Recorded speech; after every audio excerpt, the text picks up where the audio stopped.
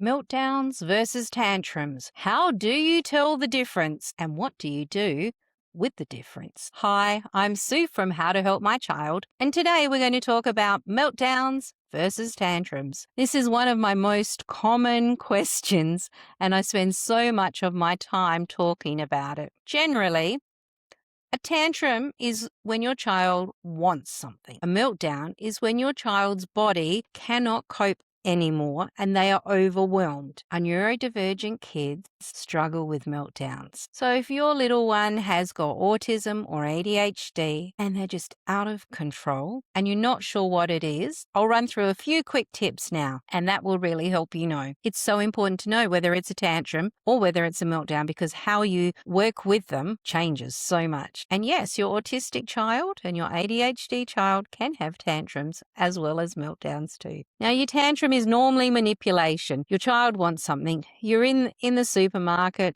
you're in the checkout line to pay, and there's a chocolate, and they want the chocolate. The meltdown, you might think, happens.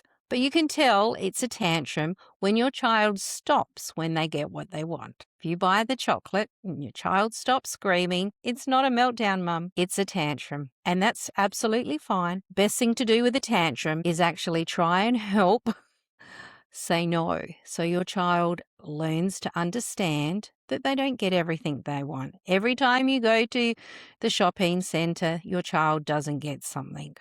It's hard to start with, but it does work down. Now, if your child's unable to stop, they're screaming, they're hovered over, they're curled up in a ball, they're just not themselves, and they can't stop when you offer something, then you generally know it's a meltdown.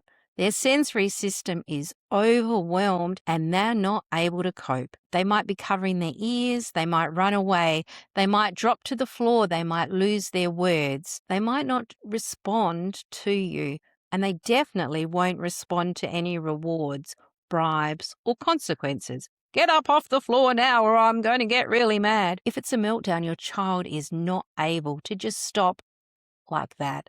So you need to remember what you do is very different. You can say to your child, I'm here, you're safe, and I'm going to help your body calm down and get down to the level with them.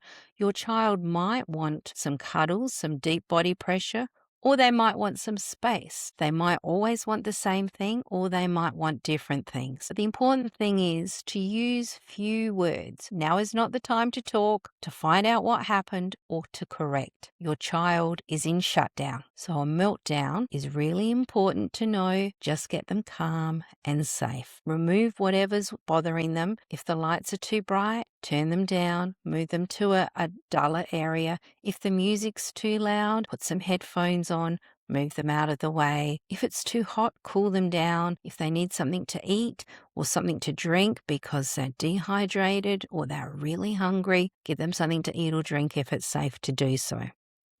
Now, once you've dealt with those issues and kept them safe, then when your child started to calm down, you're going to give them some water or a snack.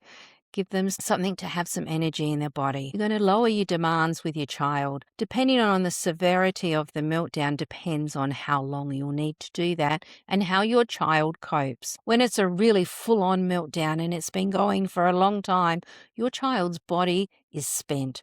They're exhausted. Their bucket is empty, and that's going to take time for them to come back to be themselves. It might not be that same day, it might be the next day, but you need to judge it with your child as you learn and as you know them and lower those demands. And then later, when they're more themselves, that's when you can have a chat about what you noticed or what they noticed and work together. Now, Mum, I have created a free tantrum versus meltdown resource pack for you. It's so fabulous. It's got so many tips in it and teachings and really helps you understand the difference between the two and the best way to approach them. I've had many of my mums say to me, Sue, I wish I had this sooner. And we all know that meltdowns are exhausting.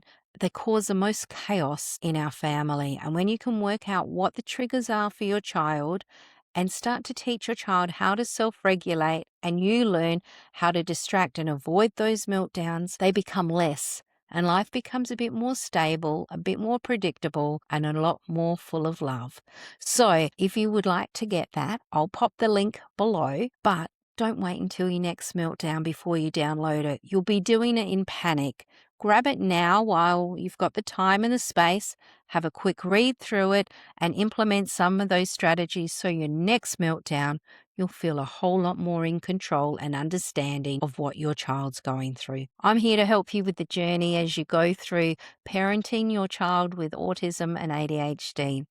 You don't need to do it alone, Mum. It's a pleasure to share it with you. I'll see you next time. Don't forget to grab that resource. Take care.